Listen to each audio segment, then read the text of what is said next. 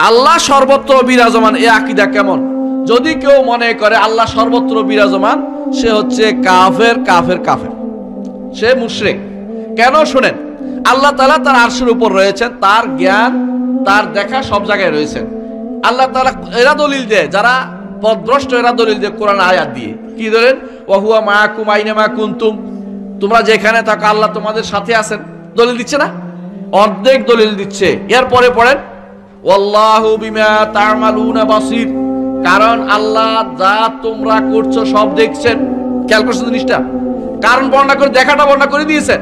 এই জন্য দেখেন, যেখানে যেখানে মারিয়ত আসছে, মারার কথা আসছে, তোমাদের সাথে আছে, সেখানে সেখানে সাথে সাথে সামির বাসির কথা আসছে, তিনি দেখছেন এবং শুনছেন, সেটা আসছে। এই জন্য ইন্নানি মারাকুমা, আমি তোমাদের দুইজনের সাথে আছি। কার কথা বলছে? মুসা এবং হারুন। এরপরে কি শেষ করছে? শেষ করে না, কি বলছে? আসমাউ ওয়া আরা, কারণ আমি তোমাদেরকে দেখছি এবং তোমাদের সম্পর্কে শুনতেছি। তোমরা কি বলছো সবই শুনতেছি। তাহলে কোরআনে কারীম কখনো পরস্পর বিরোধী হতে পারে না। রব্বুল ইজ্জত তিনি আরশের উপর রয়েছেন এবং সবকিছু, সমস্ত সৃষ্টি তার কাছে অত্যন্ত ক্ষুদ্র। কেমন ক্ষুদ্র? কেমন ক্ষুদ্র জানেন? একটি জিনিস মনে রাখবেন, সৃষ্টি কত ক্ষুদ্র।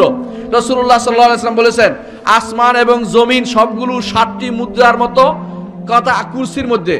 কুরসি হচ্ছে পাদানি, পাদানি বুঝছেন, পা রাখার জায়গা। আরশের সামনে ছোট্ট একটা ফেলে রাখা ভূমি, এটার ভিতরে 7টি মুদ্রা।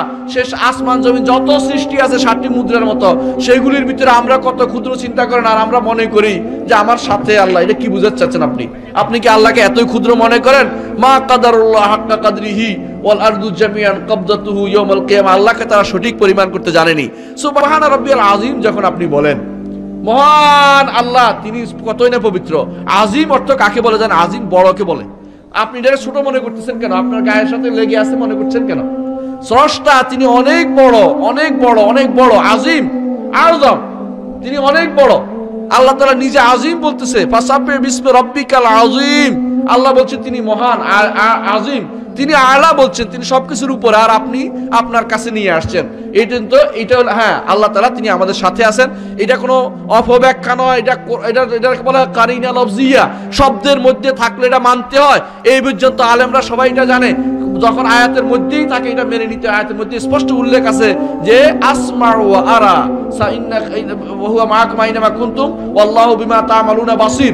স্পষ্ট বলা হয়েছে যেখানে যে তিনি দেখছেন এবং জানছেন, সেখানে অন্য কিছু বলার সুযোগ নাই, অন্য কোনো অপব্যাখ্যা চলবে না।